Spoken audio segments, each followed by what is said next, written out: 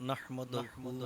ونسلم ونصلی علی رسولہ الکریم اما بعد فاعوذ باللہ من الشیطان الرجیم بسم اللہ الرحمن الرحیم اذا وقعت الواقعہ صدق اللہ مولانا العظیم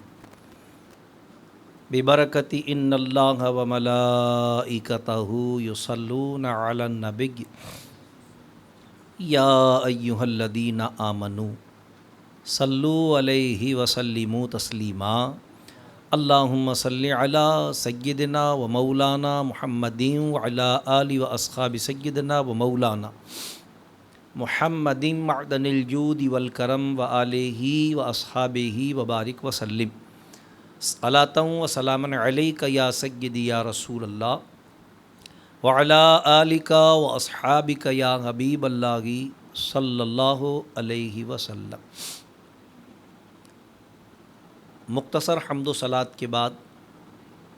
اللہ تبارک و تعالیٰ کا بے پناہ شکر اور احسان، انتہائی کرم اور انعام کہ اس نے ہم گناہ گاروں کو یہ سعادت و توفیق عطا فرمائی کہ اس کی مبارک کتاب کے مقدس درس کی سماعت کی نیت سے یہاں جمع ہیں۔ اللہ کریم اپنے کرم سے ہم سب کا یہاں آنا، بیٹھنا، سننا، سنانا اپنی بارگاہ میں مقبول و منظور فرمائے۔ قرآن کریم کا نور کامل اور صاحب قرآن صلی اللہ علیہ وسلم کی شفاعت کبریٰ ہم سب کو نصیب فرمائے۔ درود پیارے آقا علیہ الصلاۃ والسلام کی ذات بابرکات پر کہ جن کی محبت ہمارے ایمان کی جان، جن کی غلامی ہمارے سروں کا تاج، اور جن کی اطاعت دنیا اور آخرت میں کامیابی اور کامرانی کا باعث ہے۔ سلام ان کے ازواجین مطہرات، اہل بیت اطہار، صحابہ کرام، خلفائے راشدین رضوان اللہ تعالی علیہم اجمعین پر۔ قرآن کریم سے سورہ واقعہ شریف کی آیت مقدسہ تلاوت کی گئی۔ گزشتہ دروس قرآن حکیم میں ہم ابتدائی 3 نشستیں سورہ واقعہ شریف کے ضمن میں منعقد کر چکے ہیں، جس کی پہلی نشست میں ہم نے سورہ واقعہ شریف کے فضائل و مناقب اور اس کے مضامین سے متعلق مختصر گفتگو آپ حضرات کی خدمت میں عرض کی تھی، جس کے بعد اس کی ابتدائی آیات طیبات کہ جس میں اللہ تبارک و تعالیٰ نے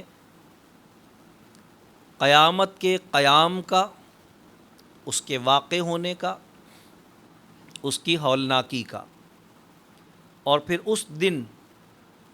لوگوں کے، مخلوق کے، انسانوں کے 3 گروہ بن جانے کا تذکرہ فرمایا تھا۔ پھر تیسری نشست میں ہم ان 3 گروہ میں سے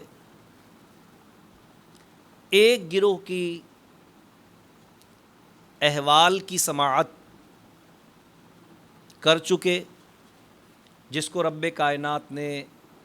السابقون ارشاد فرمایا تھا۔ وہ 3 گروہ جن کا تذکرہ ابتدائی آیات میں کیا گیا تھا، ان میں اصحاب المیمنہ، اصحاب المشأمہ اور سابقون الاولون، رب کائنات نے 3 گروہ بیان فرمائے تھے۔ تو گزشتہ نشست میں ہم نے ان میں سے ایک گروہ جنہیں السابقون فرمایا گیا، سبقت لے جانے والے، ایمان میں، عمل میں ابتدا، آغاز اور جلدی کرنے والے، پھر رب کائنات نے ان کے انجام کا تذکرہ فرمایا، ان پر ہونے والے انعامات و اکرامات کا تذکرہ فرمایا، اور بتایا کہ آخرت میں اللہ تبارک و تعالی انہیں کون کون سے انعامات اور کیسے کیسے اعزازات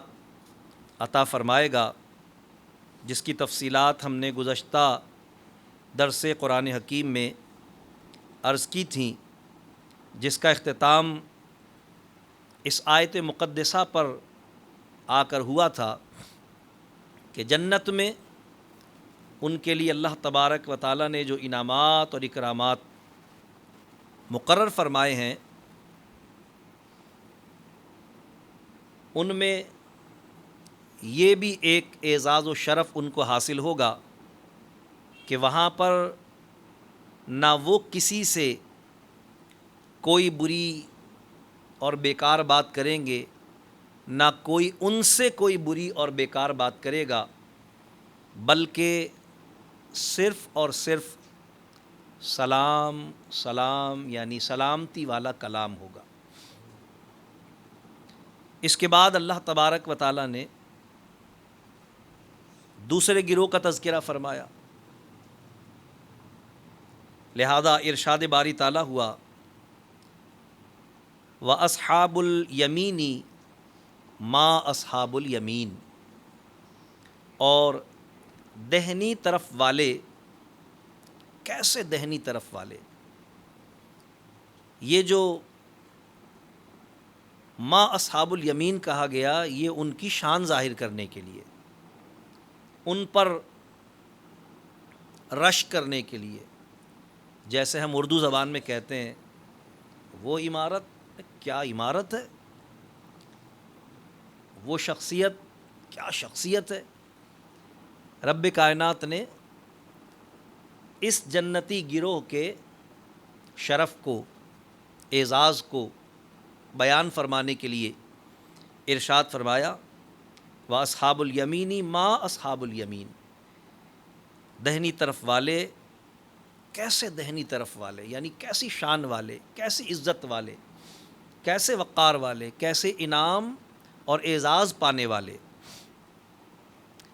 اب ان پر جو انعامات اور اکرامات اللہ تبارک تعالیٰ کی طرف سے ہیں، رب کائنات نے ارشاد فرمایا، فی سدر مخدود، اللہ تبارک و تعالیٰ ارشاد فرما رہا ہے بے کانٹوں کی بیریوں میں۔ بیر ایک پھل ہے، ہمارے یہاں آم میسر آتا ہے، جنت میں بھی یہ پھل ہوگا، اور جنت کے پھلوں میں جو اعلیٰ ترین پھل ہیں، اللہ نے قرآن کریم میں ان کے تذکرے فرمائے ہیں، اور ان میں سے ایک بیر بھی ہے۔ جنتی بیر میں گٹھلی نہیں ہوگی، اور جنتی بیر کے درخت میں کانٹے بھی نہیں ہوں گے، کیونکہ اللہ تبارک و تعالی فرما رہا ہے فی سدر مخدود، بنا کانٹوں والے بیروں میں، یعنی وہ ایسے بیر ہیں کہ جو کانٹوں سے محفوظ ہیں، ان میں کانٹے نہیں ہیں۔ یہ بات ذہن نشین رہے کہ جو جنتی بیر ہوں گے وہ بہت خوشبودار اور گودے سے پر ہوں گے، ظاہر ہے لذت اور عظمت کا تو ان کی کوئی الفاظ میں بیان ہی نہیں کیا۔ جنت کی کسی چیز کو بھی الفاظ میں بیان نہیں کیا، بلکہ الفاظ میں بیان کرنا تو دور کی بات ہے، اس کا خیال بھی کسی کے ذہن میں قائم نہیں ہو سکتا۔ یہ تو تمثیل کے لیے بیان کی جاتی ہیں چیزیں۔ یہ بات ذہن نشین رہے کہ بیر کا درخت بہت برکت والا درخت ہے۔ شاید میں نے ذکر کیا تھا یا نہیں کیا تھا، آپ علماء کرام سے سنتے ہوں، معراج شریف کے تذکرے میں آپ سنتے ہیں کہ جب سدرۃ المنتہا کا مقام آیا تو وہاں پر حضرت جبرائیل امین نے سرکار کی بارگاہ میں عرض کی کہ یا رسول اللہ صلی اللہ علیہ وسلم یہیں تک میری انتہا ہے۔ اس مقام کو سدرۃ المنتہا کہا ہی اس لیے جاتا ہے کہ وہاں پر ساری مخلوق کی انتہا ہے، اس سے آگے مخلوق میں سے کوئی جا ہی نہیں سکتا، اسی لیے اس کو سدرۃ المنتہا کہا جاتا ہے۔ تو مفسرین کرام نے اس کی وضاحت فرمائی ہے اور احادیث مبارکہ میں اس کا تذکرہ ملتا ہے کہ جس مقام کو سدرۃ المنتہا کہا جاتا ہے اس مقام پر بیر کا ایک بہت بڑا درخت ہے، جس کے پھل دنیاوی اعتبار سے سمجھے مٹکوں کے برابر ہیں۔ حدیث میں تذکرہ ہے کہ تمہارے گھر کے مٹکوں کے برابر اس کے پھل ہیں، اور ہاتھی کے کانوں جیسے اس کے پتے ہیں، یعنی بڑے بڑے پتے اور بڑے بڑے پھل، اور اس کے ہر پتے پر اللہ تبارک و تعالیٰ کے نوری فرشتے اللہ کی تسبیح کرتے ہیں۔ بعض علماء نے لکھا ہے کہ حضرت موسیٰ علیہ السلام کو جب اللہ تبارک و تعالیٰ نے مخاطب فرمایا تھا مقدس وادی میں، اور ایک درخت سے حضرت موسیٰ علیہ السلام کو اللہ تبارک و تعالیٰ نے ندا فرمائی تھی۔ قرآن کہتا ہے من الشجرۃ ان یا موسیٰ انی انا اللہ، درخت سے آواز آئی تھی اے موسیٰ میں ہی تیرا رب اللہ ہوں۔ تو بعض مفسرین نے لکھا ہے کہ وہ درخت بھی بیری کا درخت تھا، اور آپ نے ایک واقعہ حضور علیہ الصلاۃ والسلام کے بیعت رضوان کا سن رکھا ہے، اور جن صحابہ کرام نے اس مقام پر بیٹھ کر حضور علیہ السلام کی بیعت فرمائی تھی ان کے احادیث مبارکہ میں بڑے رتبے اور درجے ہیں، ان کو بیعت رضوان والے صحابہ کہا جاتا ہے۔ تو حضور علیہ السلام نے یہ جو بیعت رضوان لی تھی یہ بھی بیر کے درخت کے نیچے بیٹھ کر لی تھی۔ یہ بھی بیر کا درخت تھا جس کے نیچے سرکار علیہ السلام تشریف فرما ہوئے تھے، اور وہاں پر احادیث میں باقاعدہ اس کی وضاحت موجود ہے۔ وہاں پر حضور علیہ السلام نے اس کے نیچے بیٹھ کر بیعت لی تھی، اور کیونکہ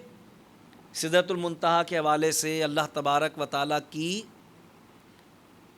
صفات کا مظہر بننے کے حوالے سے اور سرکار علیہ الصلاۃ والسلام کے اس کے نیچے بیٹھ کر بیعت لینے کے حوالے سے اس کی بہت ساری برکتیں، مفتی احمد یحییٰ خان نعیمی رحمۃ اللہ علیہ کی ایک کتاب اسرار الاحکام، اس میں آپ نے باقاعدہ ان درختوں کے فضائل بیان فرمائے ہیں جن کو حضور صلی اللہ علیہ وسلم سے نسبت ہی رہی، کھجور کے درخت، اور اسی طرح سرکار علیہ السلام نے بیر کے درخت کے فضائل اس میں بیان فرمائے، اور پھر آپ نے لکھا کہ ان تمام برکات ہی کا سبب ہے کہ حضور علیہ الصلاۃ والسلام نے بعض صحابہ سے منقول ہے کہ صحابہ کو اس بات کی تعلیم دی کہ جب تم اپنے مردوں کو نہلانے کے لیے پانی گرم کرو تو اس میں بیر کے کچھ پتے ڈال دو۔ اس کی وجہ، اس کی حکمتیں بہت ساری علماء نے بیان فرمائی ہیں، لیکن من جملہ ان تمام برکتوں میں سے ایک برکت یہ بھی بیان کی گئی کہ یہ جنتی درختوں میں سے ایک درخت ہے۔ بات دوسری طرف نکل گئی، میں عرض کر رہا تھا کہ رب کائنات نے ارشاد فرمایا فی سدر مخدود، اللہ فرماتا ہے بے کانٹوں کی بیریوں میں، یعنی جو اعزازات اللہ تبارک و تعالیٰ ان کو عطا فرمائے گا، جنت میں جو نعمتیں اللہ تبارک و تعالیٰ دہنی طرف والے، وضاحت میں کر چکا ہوں، یا تو عرش کے دہنی طرف والے، یا وہ لوگ جن کے نامہ اعمال ان کے دائیں ہاتھوں میں دیے جائیں گے؟ اور ظاہر ہے کہ وہ نیک لوگ اور صاحبان ایمان ہوں گے جن کے اعمال نامے دائیں ہاتھ میں دیے جائیں گے۔ تو رب کائنات نے فرمایا کہ وہ بے کانٹوں کی بیریوں میں ہوں گے۔ فرمایا وَطَلْحٍ مَنضُودٍ، اور کیلے کے گچھوں میں۔ کیلا گچھے کی صورت میں ہوتا ہے، سب کو پتہ ہے۔ کیلا بھی جنتی پھلوں میں سے ہے،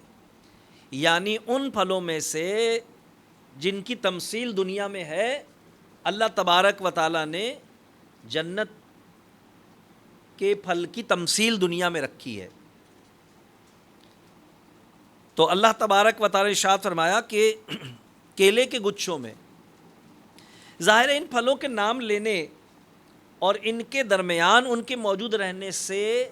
بتانا یہ مقصود ہے کہ ایسے سرسبز و شاداب پھلوں اور پھولوں والے باغ میں، مقام میں وہ تشریف فرما ہوں گے جہاں پر ان کے لیے راحت کا ہر سامان موجود ہوگا۔ ظاہر ہے کہ یہ پھلوں کی موجودگی اور ان کے درمیان ان کی رہائش، ان کی موجودگی، یہ بتایا جا رہا ہے کہ وہ جنت نعمتوں سے پر ایک جگہ ہے۔ تو فرمایا گیا وَطَلْحٍ مَنضُودٍ، کیلے کے گچھوں میں۔ علماء فرماتے ہیں جو جڑ سے لے کر چوٹی تک بھرے ہوئے ہوں گے، پھلوں کا گودا میٹھے مکھن کی طرح لذیذ ہوگا اور انتہائی خوشبودار ہوگا۔ فرمایا دنیا کے کیلے کے ساتھ اس کی مثال قائم نہیں کی جا سکتی، لیکن ہم اندازہ کر سکتے ہیں کہ دنیا میں جب ہم کیلا کھاتے ہیں تو کیلا ایک ایسا پھل ہے جس کے کھانے میں بالکل زحمت نہیں اٹھانی پڑتی۔ ظاہر ہے کہ انتہائی نرم ہوتا ہے، میٹھا ہوتا ہے، کوئی مشقت اس کے کھانے میں برداشت نہیں کرتی، اس کو کوئی بنانا، کاٹنا، چھیلنا نہیں پڑتا، آرام دہ ترین اور ذائقے دار ترین۔ تو رب کائنات نے فرمایا کہ بے کانٹوں کی بیریوں میں اور کیلے کے گچھوں میں، اور فرمایا وَظِلٍّ ممدود، فرمایا اور ہمیشہ کے سائے میں۔ یہ ہمیشہ کے سائے سے کیا مراد ہے؟ دنیا میں جہاں بھی جس چیز کا بھی سایہ ہوتا ہے وہ ہمیشہ نہیں ہوتا، وہ ہمیشہ نہیں ہوتا، بلکہ وہ آگے پیچھے ہوتا ہے، اپنی جگہ کو تبدیل کرتا ہے، کیونکہ دنیا میں سائے کا تصور جو ہے وہ سورج کے ساتھ قائم ہے۔ لہذا اگر ہم مثال کے طور پر آپ دیکھتے ہیں کہ چوراہے پر سپاہی کے لیے ایک چھتری لگائی جاتی ہے کہ وہ ٹریفک کو کنٹرول کرے تو دھوپ سے، بارش سے بچ سکے، لیکن یقیناً آپ سب نے یہ مشاہدہ کیا ہوگا، نہ کیا ہو تو اب آپ کر سکتے ہیں کہ ایسا نہیں ہوتا کہ سورج کے طلوع سے لے کر غروب تک، یعنی سائے کی ابتدائی ضرورت سے لے کر انتہائی ضرورت تک سایہ ایک ہی جگہ ایک ہی طرح قائم رہے، بلکہ ابتدائی اور انتہائی وقت میں تو ایسا ہوتا ہے کہ اگر وہ چھتری کے بالکل نیچے کھڑا ہو تو اس کو سایہ ملے گا ہی نہیں، کیونکہ دھوپ تو سائڈ سے آ رہی ہوگی، سایہ بہت دور جا کے کہیں پڑ رہا ہوگا۔ ایسا ہی ہوتا ہے نا بھائی۔ جنت میں علماء فرماتے ہیں اور احادیث مبارکہ میں اس کا تذکرہ ملتا ہے کہ جنت میں ہمیشہ صبح صادق کا سہانا منظر ہوگا، کیونکہ سورج تو وہاں ہوگا ہی نہیں نا، سورج تو ہوگا ہی نہیں۔ سورج کے نکلنے سے پہلے جو ایک بڑا ٹھنڈا اور پرسکون ماحول ہوتا ہے، صبح صادق کا جو وقت ہوتا ہے، جنت میں ہمیشہ وہی وقت ہوگا، کیونکہ وہاں نہ دھوپ ہوگی نہ گرمی ہوگی، کیونکہ وہاں سورج نہیں ہوگا۔ لہٰذا یہاں سائے کے عرفی معنی مراد نہیں ہے، یعنی ایک تو سایہ وہ ہوتا ہے نا جس کو ہم کہتے ہیں کہ سایہ، یعنی عرف میں جس کو سایہ کہتے ہیں ہم، دھوپ سے بچنے والا، دھوپ سے بچانے والا سایہ۔ جنت میں جو یہ کہا جا رہا ہے کہ ہمیشہ کے سائے میں اس سے مراد وہ سایہ نہیں ہے، بلکہ اس سے مراد یہ ہے کہ ہمیشہ کے آرام اور راحت اور سکون اور ان نعمتوں کے نیچے، کیونکہ ہم سائے کا لفظ جو ہے وہ لغوی معنی میں بھی استعمال کرتے ہیں نا، جیسے کہتے ہیں بھائی میں آج کل آپ کے زیر سایہ ہوں، تو اس کا یہ مطلب ہرگز نہیں ہوتا کہ آپ چھتری پکڑ کے کھڑے ہوئے اور میں اس کے نیچے کھڑا ہوا ہوں، بلکہ اس کا مطلب یہ ہوتا ہے کہ بھائی آپ میری سرپرستی فرما رہے ہیں، آپ کا ہاتھ ہے مجھ پر، آپ کی تائید و حمایت ہے، آپ کی نصرت مجھے حاصل ہے۔ تو یہاں جو اللہ تعالیٰ ارشاد فرما رہا ہے کہ وظل ممدود، اور ہمیشہ کے سائے میں، یعنی یہ راحتیں، یہ نعمتیں ہمیشہ اسی میں رہیں گے، وہ انہی کے سائے میں رہیں گے، یہ ہمیشہ ان کو میسر رہیں گی، کبھی ختم نہیں ہوں گی۔ یہاں کسی کے ذہن میں ممکن ہے وہ بات آ رہی ہو، حدیث مبارکہ میں آتا ہے کہ جنت میں ایک طوبہ نامی درخت ہے جس کا سایہ 100 سال تیز رفتار گھوڑے کی مسافت کے برابر ہے، اور وہ اللہ تبارک و تعالی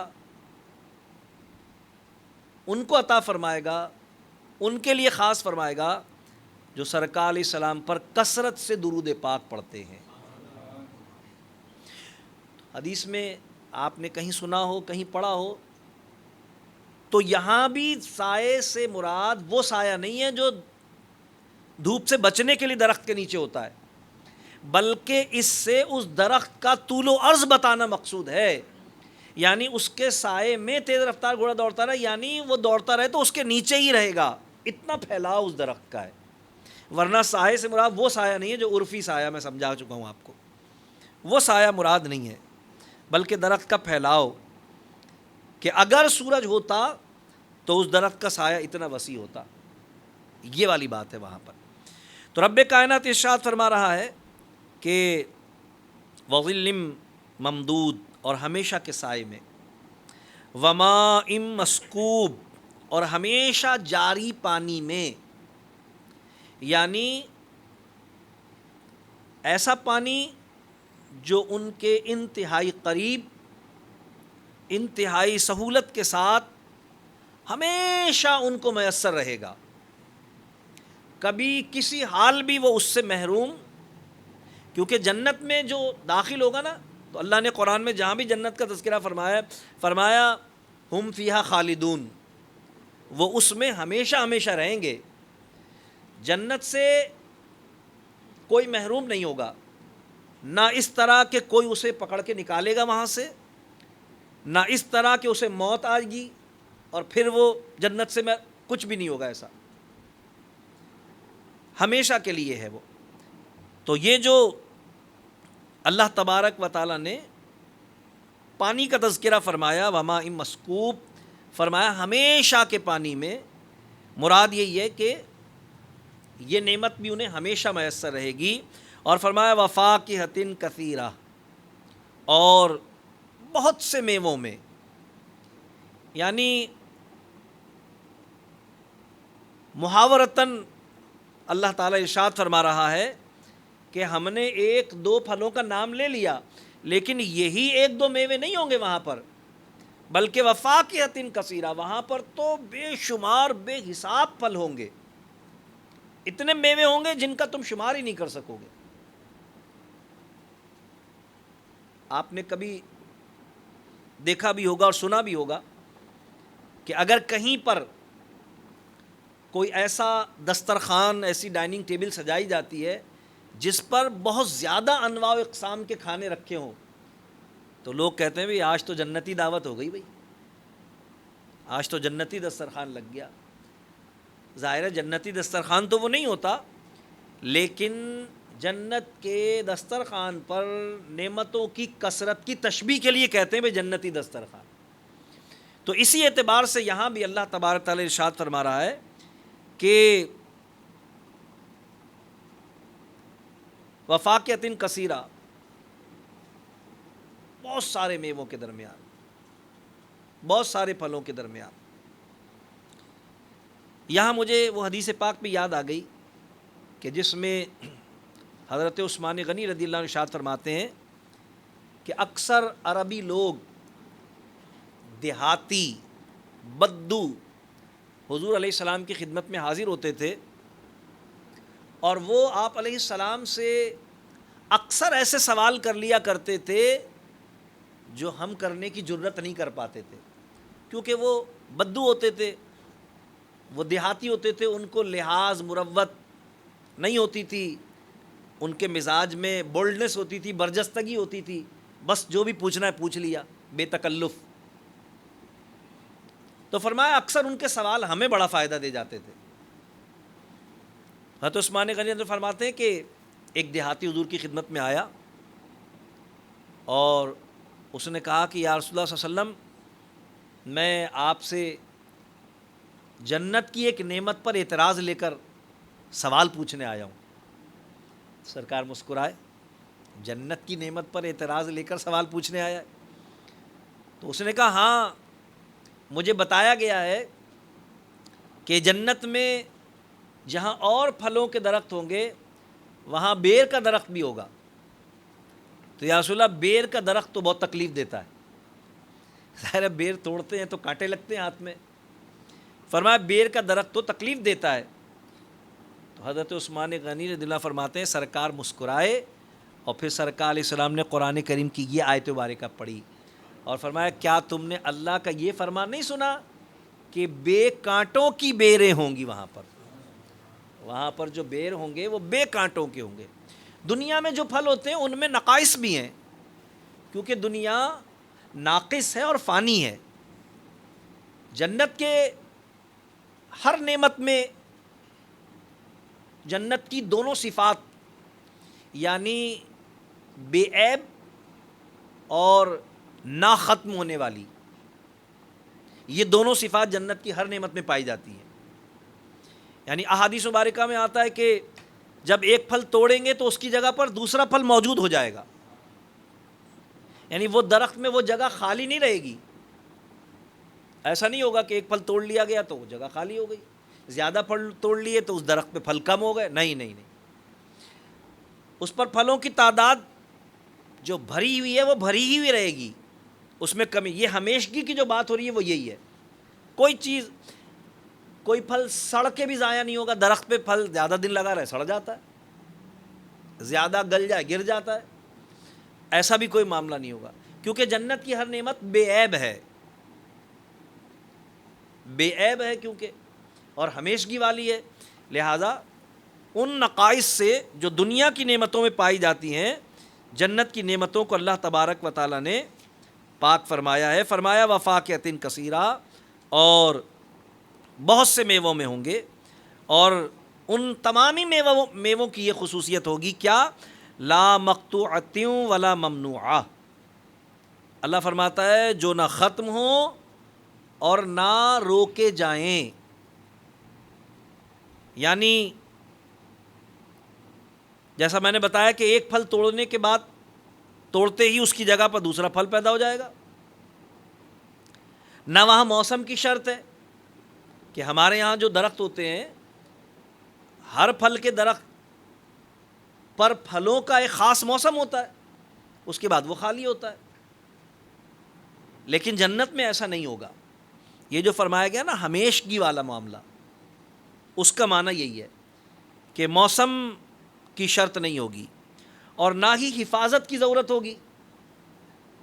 کہ جنت میں پرندے بھی ہوں گے، لوگوں کو لبھانے کے لیے ہوں گے وہ، لیکن نہ وہ گندگی کریں گے۔ یہاں تو اگر تھوڑی دیر آپ نے بے دہانی میں کسی درخت کے نیچے گاڑی کھڑی کر دی تو واپس آ کر پھر آپ کو خیر خیریت پوچھنی پڑے گی اپنی گاڑی کی، کیونکہ پرندے اس کی مزاج پرسی کر چکے ہوں گے، یا خود آپ بیٹھے ہوں گے، ہمارے ساتھ بھی کبھی ایسا ہو جاتا ہے، سارے پرندے۔ وہاں پر ایسا نہیں ہوگا، وہ پرندے کسی کو تکلیف نہیں پہنچائیں گے، اسی طرح وہ ان پھلوں سے اگر فیضیاب بھی ہوں گے تو اس کے سبب سے بھی ان میں کوئی کمی واقع نہیں ہوگی، تو حفاظت کی ان کو ضرورت نہیں ہوگی، ان درختوں کو، ان پھلوں کو۔ ہر قسم کا پھل ہمیشہ کثرت سے ہی ہوگا، یہ جو فرمایا گیا لا مقطوعۃ ولا ممنوع، ختم نہ ہونے والے، ختم ہی نہیں ہوں گے. ہر پھل، ہر قسم کا پھل ہمیشہ کثرت سے ہوگا. اللہ تعالیٰ سب کو نصیب فرمائے. اور پھر اس سے کوئی روکے گا بھی نہیں. روکے جانے کی کئی صورتیں ہو سکتی ہیں. پھلوں کے استعمال سے وہاں پر کوئی روک ٹوک نہیں ہوگی، اس کی کئی صورتیں ہو سکتی ہیں نا. یعنی نہ تو شرعی رکاوٹ ہوگی کہ بھئی جیسے اللہ تعالیٰ نے آدم علیہ السلام سے فرمایا تھا لا تقربا ھذہ الشجرۃ، خبردار اس درخت کے قریب مت جانا. لیکن اب جو ایمان والے، دہنی طرف والے جن کا تذکرہ کیا جا رہا ہے، جب یہ جنت میں داخل ہوں گے تو کیونکہ اب یہ جنت میں جزا کے لیے داخل ہو رہے ہیں، لہٰذا ان پر کوئی شرط نہیں ہوگی، کوئی پابندی نہیں ہوگی. جس چیز سے جس طرح چاہیں یہ فیضیاب ہوں، سب کچھ ان کے لیے ہوگا. وہاں کیونکہ آدم علیہ السلام جو جنت میں تشریف فرما تھے وہ جزا کے لیے تشریف فرما نہیں تھے، لہٰذا وہاں پر اللہ تبارک تعالیٰ نے ان کے لیے ممانعت رکھی تھی کہ بھئی یہ جو درخت ہے، گندم کا درخت ہے، اس کے قریب مت جانا. تو وہاں پر کوئی شرعی ممانعت بھی نہیں ہوگی اور نہ ہی طبی پابندی ہوگی. طبی پابندی کا مطلب کیا ہے؟ بعض لوگوں کو بعض پھل ڈاکٹر منع کر دیتا ہے، یا ان کو نقصان دیتے ہیں وہ، یا پھلوں کی تاثیر نقصان دیتی ہے. مثال کے طور پر بعض لوگ کھٹا کینو کھا لیں تو فوراً ان کا گلا خراب ہو جاتا ہے، خراش ہو جاتی ہے ان کے گلے میں. بعض لوگ انگور زیادہ کھا لیں تو ان کو دست ہو جاتے ہیں کیونکہ انگور ہاضم ہوتا ہے. بعض لوگ کیلے زیادہ کھا لیں تو ان کو قبض ہو جاتا ہے کیونکہ کیلا قابض ہوتا ہے. یہ تاثیرات ہیں. جنت میں یہ معاملہ نہیں ہوگا. جنت میں ذائقہ بھی ہوگا، سہولت بھی ہوگی، روکے گا بھی کوئی نہیں، لیکن کوئی منفی تاثیر نہیں ہوگی. منفی تاثیر کوئی نہیں ہوگی جو تکلیف کا باعث بنے. تو ظاہر ہے وہ بھی رکاوٹ کا سبب بن سکتی ہے نا. یعنی ہر ایک کے پاس ہر نعمت کثرت کے ساتھ ہوگی. اس سے یہ بھی پتہ چلتا ہے کہ جنت میں بیماری بھی نہیں ہوگی، کوئی مرض بھی نہیں ہوگا، کیونکہ مرض بھی تو کسی چیز کے کھانے سے روکے جانے کا سبب بن جاتا ہے. بھئی بعض امراض ایسے ہوتے ڈاکٹر کہتا بھئی ٹھنڈا نہیں کھانا، کھٹا نہیں کھانا، چاول نہیں کھانا، وغیرہ وغیرہ. جنت میں ہر شخص ہر نعمت ہر وقت استعمال کر سکے گا، کوئی ممانعت نہیں ہوگی. فرمایا ولا ممنوعا، کوئی ممانعت نہیں ہوگی ان کو، کسی قسم کی روک ٹوک بالکل بھی نہیں ہوگی.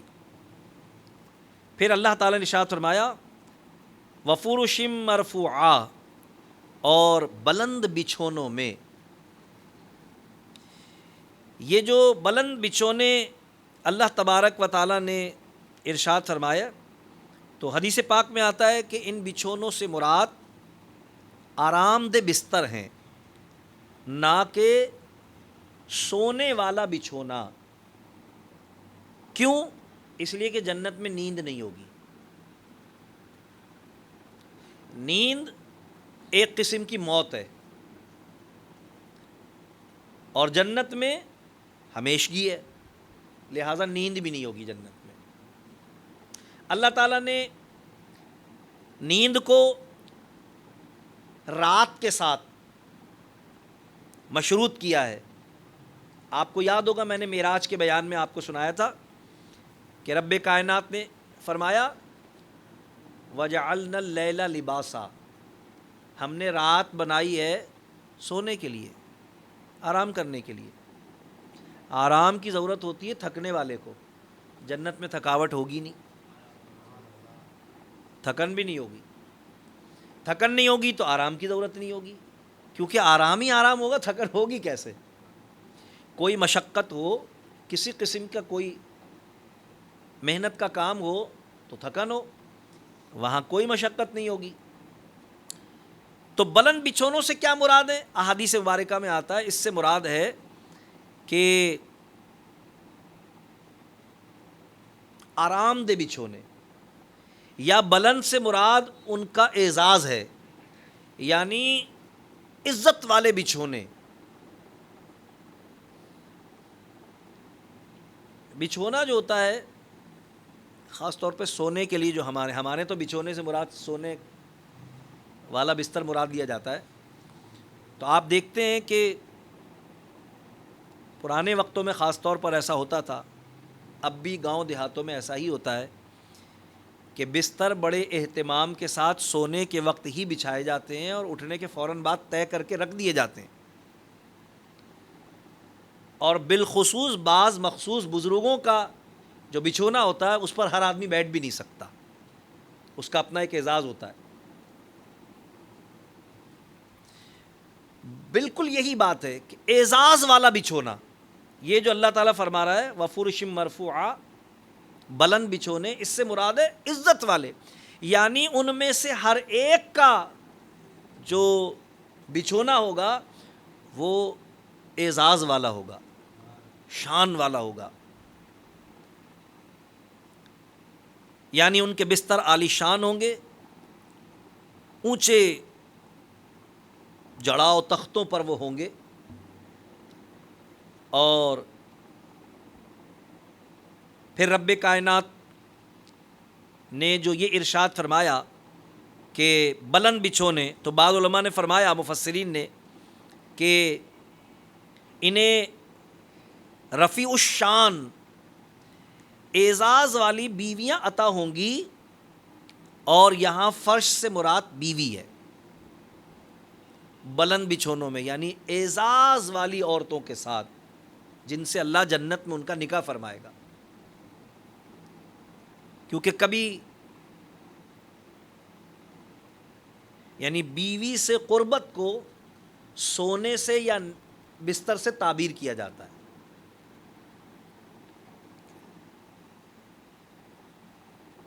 میں محتاط الفاظ بولنے کی کوشش کر رہا ہوں کہ کہا جاتا ہے کہ بھئی فلاں کے ساتھ سوئی تھی وہ، یہ لفظ استعمال کیے جاتے ہیں اس مخصوص معاملے کے لیے جس کو ہم عمل زوجیت کہتے ہیں. یا وہ فلاں کے بستر سے منسوب ہے جب بیوی کے لیے لفظ استعمال کیا جاتا ہے تو، یا فلاں کے بستر سے منسوب رہی ہے یعنی کبھی اس کی منکوحہ رہی ہے وہ، اب اس نے طلاق دے دی یا بیوہ ہو گئی، اس کا انتقال ہو گیا وغیرہ وغیرہ. تو بعض مفسرین نے فرمایا کہ اس سے مراد یہ جو بلند بچھونوں کا تذکرہ اللہ تعالیٰ نے فرمایا، بعض مفسرین نے فرمایا کہ اس کا معنی ہے اعزاز والی عورتوں کے ساتھ اللہ تعالیٰ ان کو سونا نصیب فرمائے گا. یعنی اللہ تبارک تعالیٰ انتہائی نیک صورت، پاک باز، پرہیزگار عورتوں کے ساتھ ان کے نکاح فرمائے گا. ان کے بستر اس طرح آباد ہوں گے کہ بہت ہی نیک عورتیں، جیسا کہ آگے پھر اللہ تعالیٰ ذکر بھی فرما رہا ہے. فرما انا انشأناہن انشاء، ان عورتوں کو اچھی اٹھان اٹھایا. اگلی ہی آیت میں ذکر آیا نا، تو اس سے تائید بھی ہو رہی ہے کہ جن علماء کرام نے بچھونوں سے مراد وہ معنی لیا کہ نیک بیوی، تو اس کی تصدیق بھی ہو رہی ہے. اگلی ہی آیت مبارکہ میں اللہ تعالیٰ فرما رہا ہے کہ ان عورتوں کو اچھی اٹھان اٹھایا. اس سے یہ بات پتہ چلتی ہے کہ حوریں پیدا ہو چکی ہیں، کیونکہ اللہ تعالیٰ فرما رہا ہے ہم نے ان کو اچھی اٹھان اٹھایا، یعنی ان کی پرورش کی ہم نے، تو اس کا مطلب وہ پیدا ہو چکی ہیں. ماضی کا صیغہ استعمال ہو رہا ہے. اب یہ بات الگ ہے کہ وہ لاکھوں سال کی عمر ہونے کے باوجود اپنے حسن، اپنے شباب، اپنی نزاکت، اپنی نفاست میں اپنے اصل حال پر ہی ہوں گی. اور یہ معاملہ دنیا سے جانے والے انسانوں کا بھی ہوگا. یعنی صرف یہی نہیں کہ وہ حوریں جنہیں اللہ تعالیٰ نے جنتی مردوں کے لیے پیدا فرمایا ہے، جس حال پر ان کو تخلیق کیا ہے وہ ہمیشہ سے اسی حال پر ہیں، بلکہ جب اللہ تعالیٰ انسانوں کو بھی جنت میں داخل فرمائے گا تو بعض احادیث سے پتہ چلتا ہے کہ 30 سال عمر ہوگی، اور یہی عمر رہے گی، کیونکہ عمر کا تعین بھی تو دن اور رات سے ہوتا ہے نا، وہاں پر دن اور رات ہوں گے ہی نہیں، تو وہی عمر رہے گی۔ اللہ تبارک و تعالیٰ نے جن چیزوں میں اپنی قدرت کا، جن چیزوں کو اپنی قدرت کا مظہر بنایا ہے، وہ اپنی عمر سے پرانی نہیں ہوتی۔ کوئی کہہ سکتا ہے چاند پرانا ہے، اگر ہے تو بے شک ہے، لیکن اتنا پرانا ہو کر بھی روشنی اتنی دیتا ہے جتنی پہلے دن دیتا ہوگا۔ سورج پرانا ہے، اگر کوئی کہے ہاں تو بالکل ہے، سائنس تو یہ کہتی ہے لاکھوں سال پرانا ہے، لیکن اگر پرانا ہے تو ہر روز طلوع ہو کر روشنی وہی دیتا ہے، اس کے پرانے ہونے سے اس کو کوئی فرق۔ تو جس طرح سورج لاکھوں سال کی عمر پانے کے باوجود اپنی چمک دمک میں ویسا ہی ہے جیسا پہلے دن تھا، یہ تمثیل ہے اس بات کی کہ اللہ تعالیٰ نے جن اشیاء میں دنیا میں بھی اپنی قدرت کا اظہار رکھا ہے، ان کے زمانے گزر جانے سے ان پر کوئی فرق نہیں پڑتا۔ تو یہی حال حوروں کا بھی ہے کہ اللہ تعالیٰ نے ان کو تخلیق بھی فرما دیا ہے، کیونکہ بعض احادیث سے پتہ چلتا ہے کہ جب کوئی متقی پرہیزگار مرد دنیا میں اپنی بد زبان یا تکلیف دینے والی بیوی کی بد زبانی پر صبر کرتا ہے، یہ مردوں کو تلقین ہے حدیث پاک میں، بیوی کی بد زبانی پر صبر کرنا بھی اللہ کی بارگاہ میں بڑے اجر کا باعث ہے۔ ہاں، صرف یہ سمجھتے ہوئے کہ اللہ نے مجھے اس پر کفیل بنایا ہے اور اس کے حقوق اللہ نے مجھ سے وابستہ فرمائے ہیں، اگر وہ صبر کرے، بات دوسری طرف نکل جائے گی۔ ورنہ میں آپ کو سناتا کہ بے شمار اولیاء اللہ ایسے ہیں جن کی ولایت کی بنیاد ہی اپنی بیوی کی ناراضگی اور ان کی بد مزاجی پر صبر کرنے پہ، ان کی ولایت ہی اس وجہ سے تھی کہ وہ اپنی بیویوں کی بد مزاجی پر صبر کرتے تھے۔ الغرض رب کائنات حوروں کے لیے فرما رہا ہے کہ انا انشأناہن انشاء،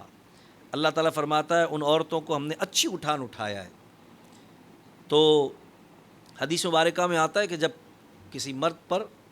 اس کی بیوی بدمزاجی کرتی ہے تو وہ جنت کی حور وہاں سے پکار کر کہتی ہے اے صاحب ایمان صبر کر لے،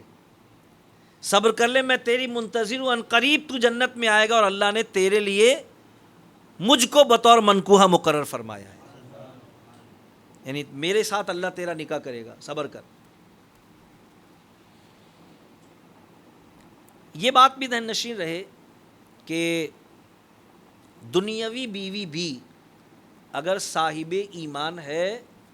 تو جس کے نکاح میں رہتے ہوئے دنیا سے گئی ہوگی اس کے ساتھ رہے گی، یعنی اگر اس نے ایک سے زیادہ نکاح کیے ہوں گے تو اس کی موت جس کے نکاح پر ہوئی ہوگی، اگر وہ جنت کی حقدار ہے تو وہ اپنے شوہر کے ساتھ رہے گی، اور اس کا معاملہ بھی پھر یہی ہوگا، یعنی اس کے حسن و شباب کو بھی اللہ تعالیٰ، ویسے سب کا معاملہ یہی ہوگا، اس کا بھی ہوگا یہ معاملہ، یعنی وہاں ان کی جوانی کو کبھی زوال نہیں ہوگا، نہ مرد کے لیے نہ عورت کے لیے۔ اس کے بعد اللہ تبارک تعالیٰ ارشاد فرماتا ہے فَجَعَلْنَاهُنَّ أَبْكَارًا، پہلے تو فرمایا کہ ان عورتوں کو ہم نے اچھی اٹھان اٹھایا، اور پھر فرمایا تو انہیں بنایا کنواریاں۔ باکرہ کہتے ہیں ایسی عورت کو جسے کبھی نامحرم مرد نے ہاتھ نہ لگایا ہو۔ ابکارا یہ مبالغے کا صیغہ ہے، یعنی دنیا میں کسی نامحرم کا ہاتھ لگ جانے سے کسی عورت کا کنوارا پن زائل نہیں ہوتا۔ ظاہر ہے ایسا تھوڑی ہوتا ہے کہ وہ اب کنواری نہیں رہی کیونکہ ہاتھ لگا لیا کسی نے اس کو، نہیں، لیکن کیونکہ پاک دامنی کا تقاضا یہ ہے، اتنی پاک دامن ہے کہ کبھی غیر محرم نے اس کو دیکھا بھی نہیں ہے، بھائی ہاتھ لگانا تو دور کی بات ہے، تمثیل کے طور پر۔ تو اللہ تعالیٰ فرما رہا ہے وہ ایسی پاک دامن ہوں گی کہ باکرہ نہیں ابکارا ہوں گی، یعنی ہاتھ تو دور کی بات ہے، کبھی کسی نامحرم کی ان پر نظر بھی نہیں پڑی ہوگی۔ ہم نے ان کو ایسا محفوظ رکھا ہے اس کے لیے، اس مکان میں جو ہم نے اس جنتی کے لیے مقرر فرمایا ہے۔ مراد اس کی پاکیزگی بیان کرنا ہے۔ اگرچہ دنیا میں اس کی بیوی اگر نیک اور صاحب ایمان تھی اور جنت میں اللہ تعالیٰ اسے اس کا ساتھ عطا فرمائے گا، تو پھر چاہے وہ دنیا میں بوڑھی ہو، بد شکل ہی کیوں نہ ہو، لیکن جب جنت میں جائے گی تو وہاں پر وہ کنواری لڑکی کی طرح حسین و جمیل ہوگی، اور پھر وہ کنوارپن اور وہ حسن و جمال لازوال ہوگا، ہمیشہ قائم بھی رہے گا۔ یہی حال مردوں کے لیے بھی ہے۔ تو رب کائنات نے ارشاد فرمایا کہ فجعلناہن ابکارا، تو انہیں بنایا کنواریاں، عرباً اترابا، شوہروں پر پیاریاں، یعنی وہ اپنے شوہر کے سوا کسی سے محبت نہیں کرتی، کسی کی طرف نظر اٹھا کے دیکھتی بھی نہیں ہے۔ یہ بیوی کی وفاداری کے لیے دنیا میں تمثیل دی جاتی ہے کہ وہ تو کسی کو نظر اٹھا کے بھی نہیں دیکھتی بھائی اپنے شوہر کے سوا۔ تو رب کائنات نے فرمایا کہ وہ جو عورتیں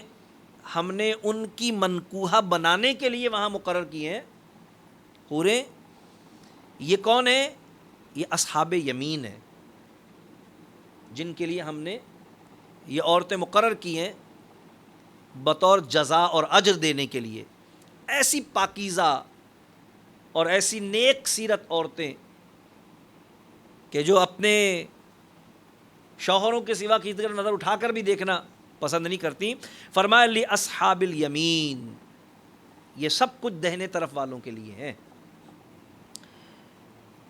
میں وضاحت کر چکا کہ دہنے طرف والوں سے مراد، جیسا کہ میں ابتدا میں عرض کیا تھا کہ بعض مفسرین نے فرمایا کہ عرش کے دائیں طرف جو ہوں گے وہ، اور بعض نے فرمایا جن کے نامہ اعمال دائیں ہاتھ میں دی جائیں گے، لیکن اصل مراد دہنے طرف والوں سے ہے نیکی والے، ایمان والے، کیونکہ عربی میں دہنے کو نیکی اور بھلائی سے تعبیر کیا جاتا ہے۔ تو اللہ تبارک و تعالی ارشاد فرماتا ہے کہ ثلۃ من الاولین، اگلوں میں ایک گروہ، یعنی ابتدا والے،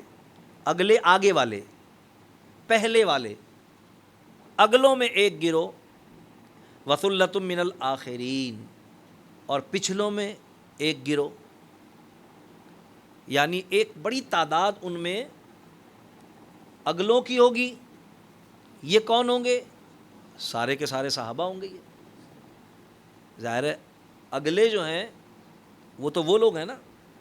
صحابہ، تابعین، تبا تابعین، اگلے ہیں۔ بعض مفسرین نے یہاں یہ وضاحت بالاہتمام فرمائی ہے کہ ثلۃ من الاولین جو فرمایا گیا کہ اگلوں میں ایک گروہ، تو کوئی یہ نہ سمجھے کہ اگلوں میں سے کچھ ہوں گے کچھ نہیں ہوں گے، کیونکہ دہنی طرف والوں کے دو گروہ ہوں گے، اس میں ایک بڑا گروہ اگلوں کا ہوگا اور ایک بڑا گروہ پچھلوں کا ہوگا۔ تو جو اگلوں کے گروہ کی، اگلے گروہ کی بات ہو رہی ہے، اس میں سے کوئی یہ نہ سمجھے کہ اس میں سے بعض ہوں گے بعض نہیں ہوں گے، سارے کے سارے ہوں گے۔ وجہ کیا ہے؟ وجہ یہ ہے کہ اللہ تبارک و تعالی نے حضور صلی اللہ علیہ وسلم کے تمام صحابہ کرام کے لیے جنتی ہونے کا وعدہ فرمایا ہے۔ قرآن کریم میں اللہ تعالیٰ کا فرمان ہے وَكُلًّا وَعَدَ اللَّهُ الْحُسْنَى، اور ان سب کے ساتھ اللہ نے بھلائی کا وعدہ فرمایا ہے کہ آخرت میں تمہارے ساتھ اللہ بھلائی فرمائے گا، احسان کرے گا۔ اس سے علماء نے فرمایا کہ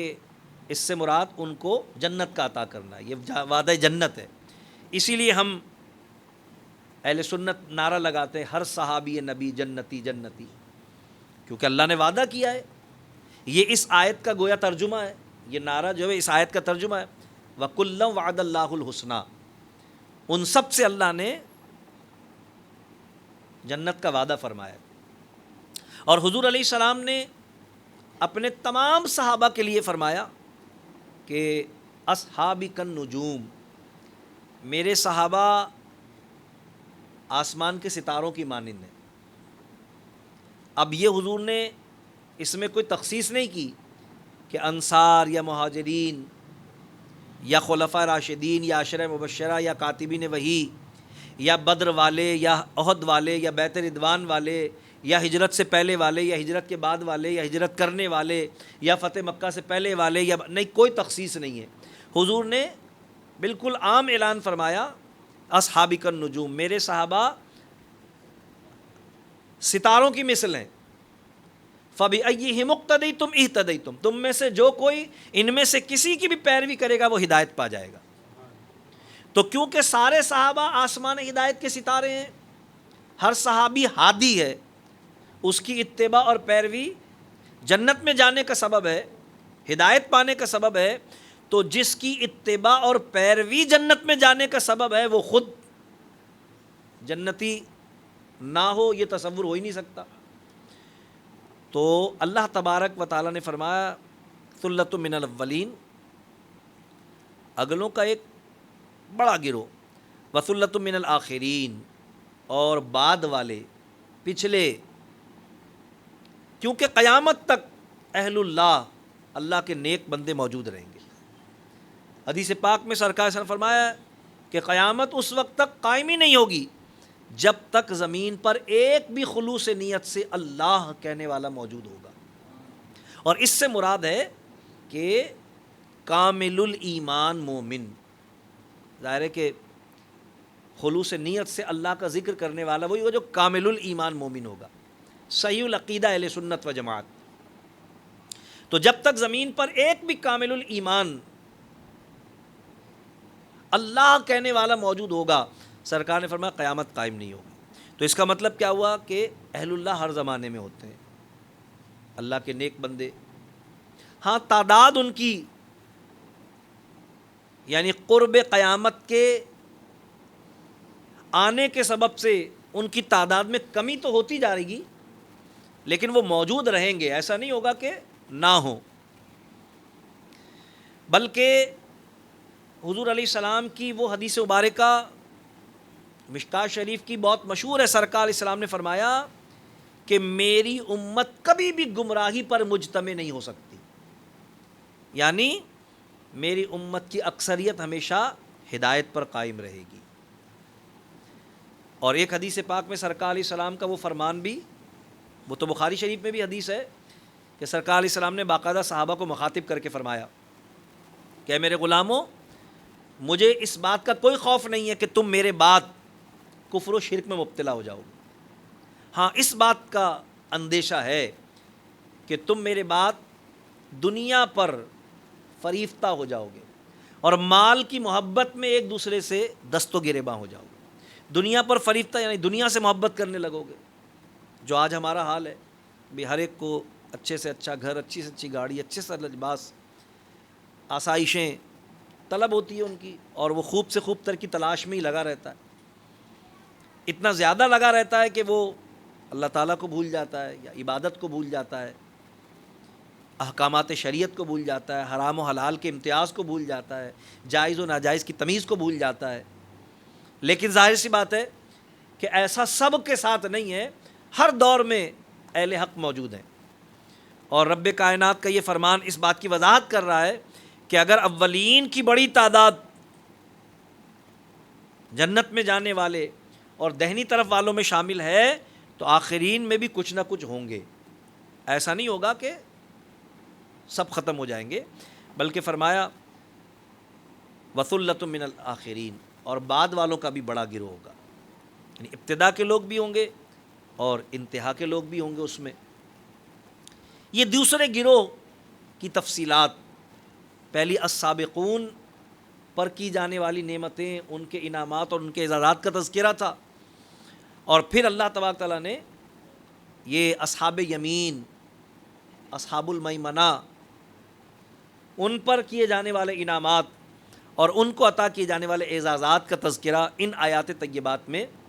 رب کائنات نے بیان فرمایا۔ اور اب یہاں سے پھر تیسرے گروہ کا تذکرہ ہے، بد نصیب گروہ کا، جن کو اصحاب شمال کہا گیا، اصحاب المشأمہ کہا گیا۔ انشاءاللہ العزیز ہم آئندہ درس میں اس تیسرے گروہ اور ان پر اللہ تبارک تعالیٰ کی طرف سے مقرر کی جانے والی سزائیں اور عذابات کے تذکرے جو اللہ نے فرمائے ہیں ان کا تذکرہ کریں گے اگلی آیات طیبات کے حوالے سے۔ میں عرض کر چکا ہوں کہ اس سورہ مبارکہ کا یہ امتیاز ہے کہ تبلیغ اور تدریس کے تینوں طریقے اس میں اختیار کیے گئے ہیں۔ یعنی کوئی بات مانتا ہے خوف کی وجہ سے، ڈر کی وجہ سے، کوئی بات مانتا ہے لالچ اور طمع کی وجہ سے، اور کوئی بات مانتا ہے دلیل اور ثبوت کی وجہ سے۔ ماننے والے تین طرح کے ہوتے ہیں، بعض ڈر سے مانتے ہیں، بعض لالچ سے مانتے ہیں، اور بعض دلیل سے مانتے ہیں۔ قرآن کریم کی یہ مختصر سورہ مبارکہ اپنے اندر تدریس کے یہ تینوں انداز اور تبلیغ کے یہ تینوں طریقے لیے ہوئے ہے، جن کے اللہ تبارک تعالیٰ نے ابتدائی طریقے کا اہتمام جو کہ لالچ والا ہوتا ہے، ترغیب دلائی جاتی ہے، ایسے انعامات ملیں گے، ایسی نعمتیں ملیں گی، اللہ نے اس کا تذکرہ فرمایا۔ اور پھر اس کے بعد اب دوسرا جو ترہیب، ایک ہوتا ہے ترغیب رغبت دلانا، ایک ہے ترہیب ڈرانا، تو پھر اب وہ تیسرے گروہ کا جو تذکرہ ہوگا وہ ترہیب پر مبنی ہوگا کہ اگر نہیں ایمان لاؤ گے، نہیں مانو گے، تو پھر تیسرے گروہ کا جو حال ہوگا وہ تم دیکھ لو، پھر تم ان میں شریک ہوگے، ان میں تمہارا شمار ہوگا۔ اللہ تعالیٰ ہمارے ایمان کی حفاظت فرمائے، اللہ کریم ہم سب کو ایمان پر استقامت عطا فرمائے، اللہ تعالیٰ ہم سب کو تعلیمات قرآنیہ اور سنت نبویہ علی صاحب الصلاۃ والسلام کے عین مطابق و موافق اپنی عملی زندگی کے بسر کرنے کی توفیق رفیق عطا فرمائے۔ اللہ کریم قرآن کا نور کامل اور پیارے آقا صلی اللہ تعالی علیہ وسلم کی شفاعت کبریٰ ہم سب کو نصیب فرمائے۔ وآخر دعوانا ان الحمد للہ رب العالمین۔